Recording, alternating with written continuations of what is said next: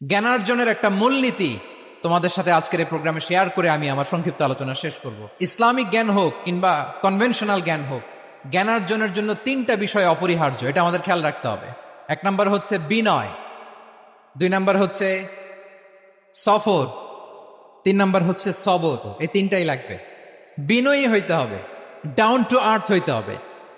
বিনয়ী না হলে, মুতাওয়াদে না হলে আল্লাহ তাআলা এলেমের নূর দিয়ে ওই ব্যক্তিকে ধন্য করেন না।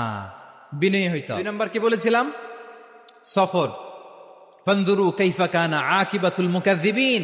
আল্লাহ বলে সফর করো, সিরু ফিল আরদ, ট্রাভেল করো। ট্রাভেল করলে তোমার চোখ খুলে যাবে। তুমি যদি পেট্রাতে যাও, জর্ডানের পেট্রায়, তোমার চোখ খুলে যাবে। তুমি যদি ফেরাউনের লাশ দেখে আসো, তুমি অবাক হয়ে যাবে।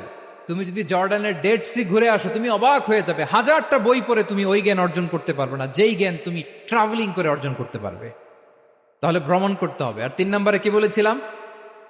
সবর, মানে হার্ড ওয়ার্কিং হইতে হবে।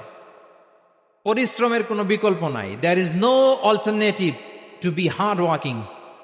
কোনো বিকল্প নেই, হার্ড ওয়ার্ক তোমাকে করতেই হবে। এটাই সবর।